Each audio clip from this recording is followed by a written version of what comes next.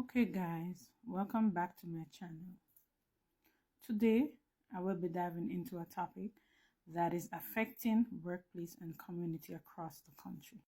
This topic is the rolling back of diversity, equity and inclusion, as some of you may know it as DEI policy.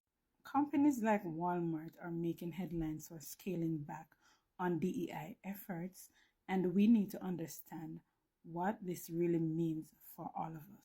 Now, what does rolling back on DEI policies mean?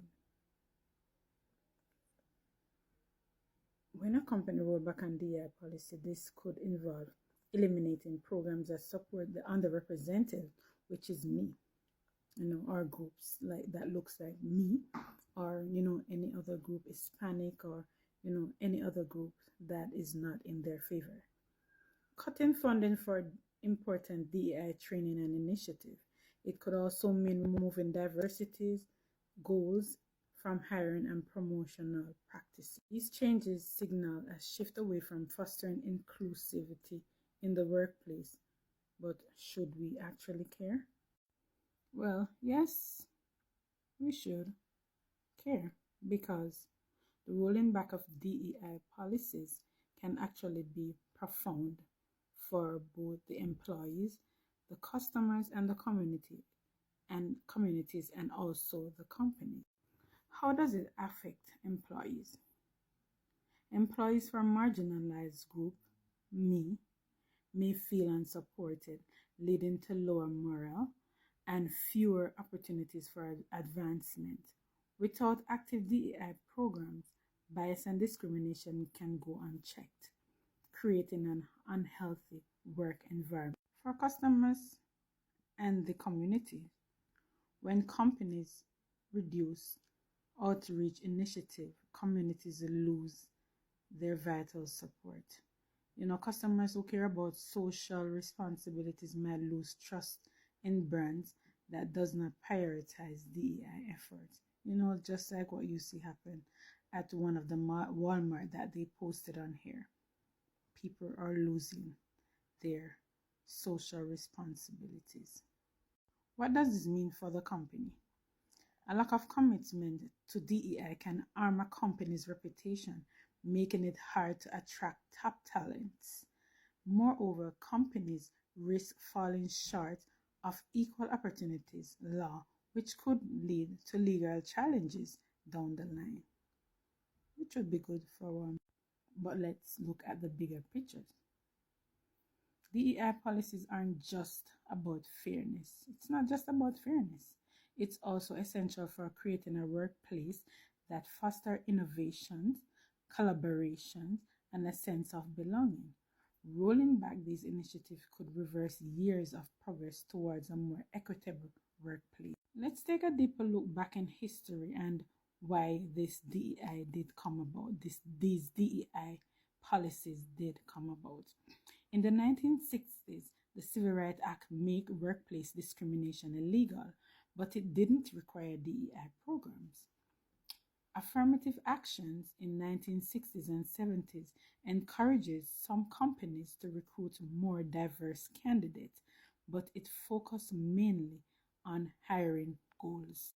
By the 1980s and 1990s, companies started adopting DEI initiative voluntarily to boost morale and tap into diverse markets.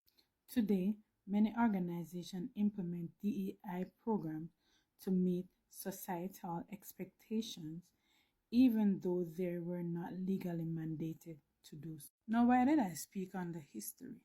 I speak on the history because, as they said, if you don't know where you're coming from, you won't know where you're going. So understanding the history will help you to see why the policies matters now more than ever. Now, let me zoom in a little on Walmart's recent decision to roll back its DEI efforts. This includes stopping certain initiatives like the Racial Equity Center and removing terms like Latinx from company documents. Walmart cite changing priorities and societal pressures, particularly from conservative groups, as factors in this decision. While they're not facing direct legal actions, they're responding to public expectation and market competition. Now, how competitive will companies like Walmart be without the support of groups like me? But before I go down into something like that, let's look at how it affects nurses, or rather healthcare professionals, because I am a nurse, so I have to look how it affects us. It will affect workplace diversity, patient support, professional development, and community outreach. How does rolling back DEI affects workplace diversity? Now, nurses from underrepresented groups might find fewer opportunities for growth and leadership, limiting diverse perspective essentially for patient care. Now, for patient support, DEI rollbacks can affect resources for underserved communities, making it harder for nurses to deliver equitable care. Now, I'm not certain how many of you watching this are nurses, but remember, we were taught that we treat a patient based on culture also, because culture has a lot to do with it. This rolling back on DEI will also affect the way we treat patients, where we look at their culture and treat them in accordance.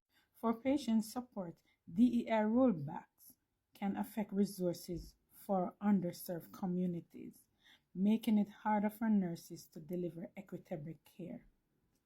Let's look at how it affects professional development. Without DEI training that teaches about the culture and all of that of other patients, nurses may lack crucial skills in cultural competencies, impacting their ability to provide effective patient-centered care.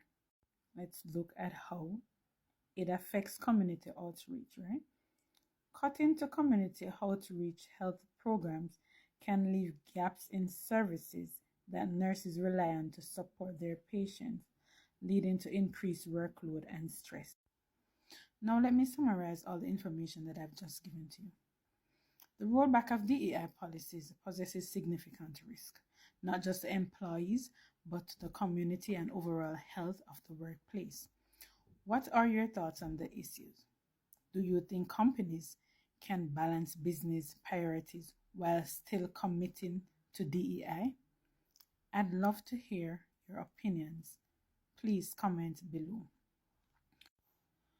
Also, for some of us nurses, we may be saying, or maybe some other people who are not nurses, but other persons, the underrepresented, you may be saying like, so based on those information that I've just listened to, what difference does it make removing DEI?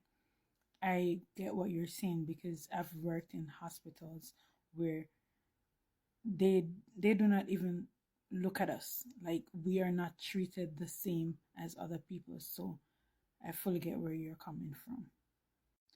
But if you found this video informative, please give it a thumbs up, subscribe to my channel, and for more content, and share your thoughts on these pressing issues.